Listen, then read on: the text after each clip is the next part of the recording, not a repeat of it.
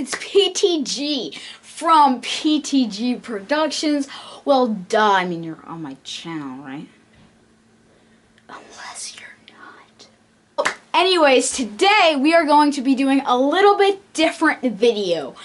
It's not going to be a debate like the last different video. I might do another debate. I do not think so for the YouTube channel. But this video is a speech, or kind of like a self-play for me, because I'm homeschooled and we have this speech and debate club, and I have to memorize a a 7 to 10 minute speech, and so I decided this year to do Rikki Tikki Tavi by Rudyard Kipling. And so yeah, it's a I forget exactly what it's called, but it'll pop up right here in front of my face. Yes, my beautiful face. That's too fabulous. Just kidding. Okay, so yeah, this is my speech that I'm doing for SALT, and I will be competing with this speech. So if you guys like it, I can't talk. Give this video a like, and if you have any tips on how I could be better, or if I could act one of the characters better, if you have a different voice idea, just put it in the comments below. I will listen to anything because I am competing with this Thursday. So yeah, enjoy my speech. Have you ever come dangerously close to a poisonous snake?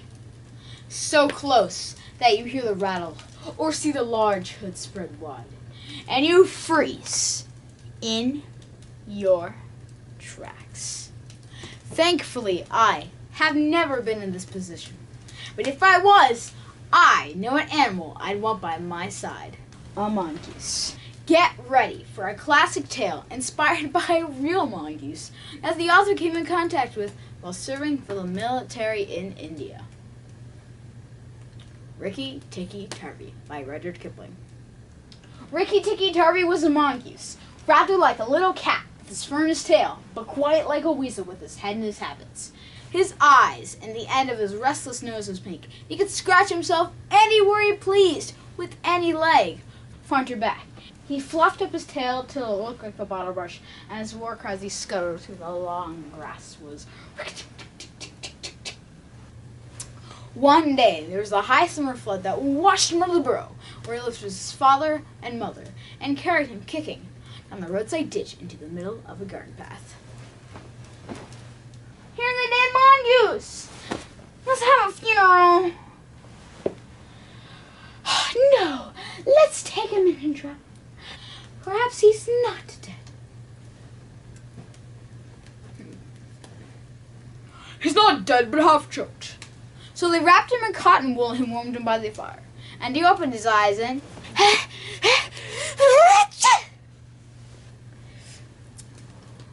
Now don't frighten him, we'll see what he'll do.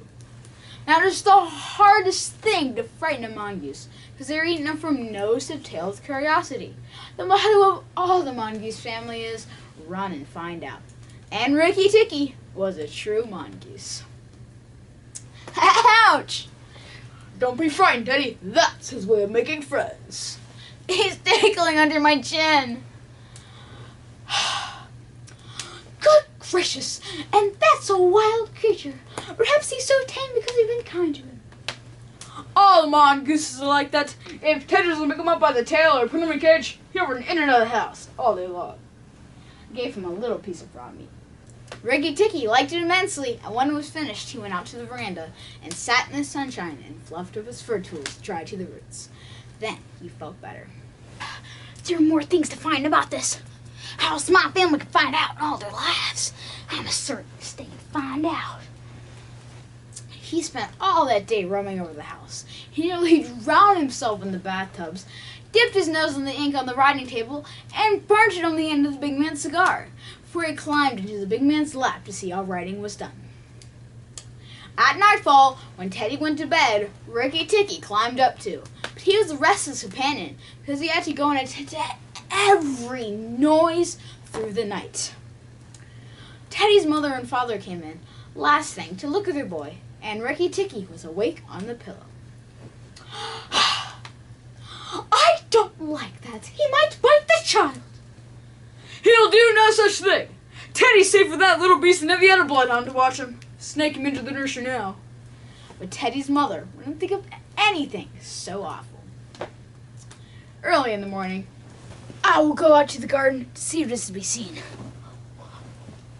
A large garden we have cultivated with Marshall roses, lime and orange trees,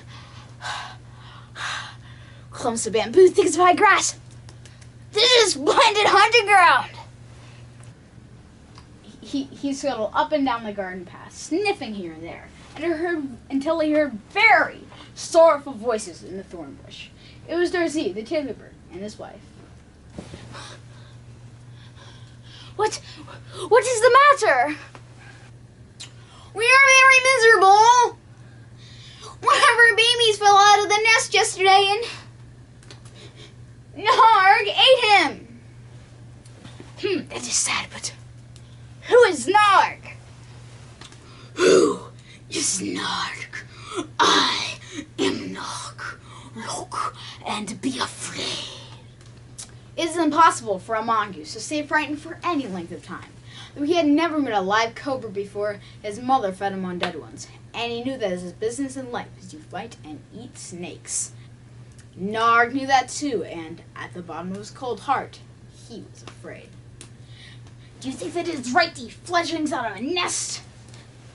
You eat eggs.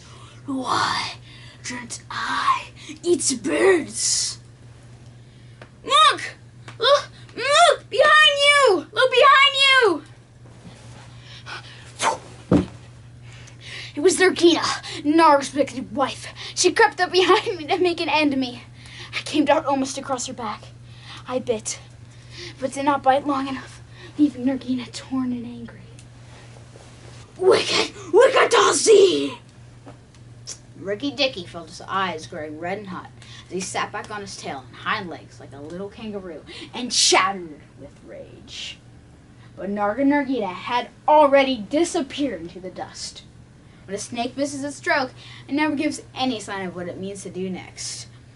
He did not care to follow them, for he did not feel that he could manage 2 snakes at once. He trotted off to the gravel path near the house and sat down to think.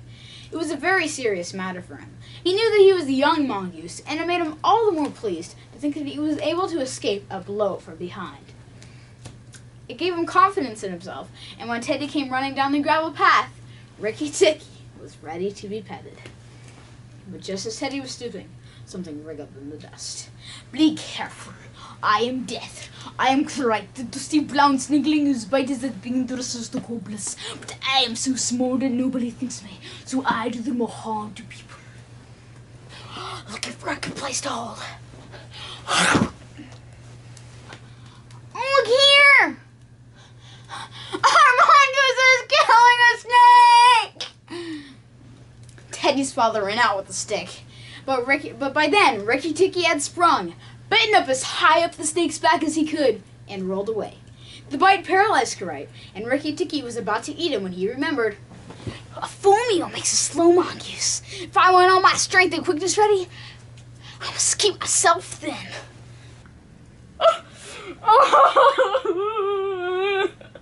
He saved Teddy from death. He is a providence. Rikki Tikki was rather amused with all the fuss, which of course he did not understand. Hey guys, thank you for watching this video. And like I said in the introduction, if you have any ideas, remember to comment them below. And yeah, if you enjoyed my speech, like this video. If you thought it was really horrible, dislike this video. All feedback is appreciated. So yeah, see you in the next video, guys. Peace.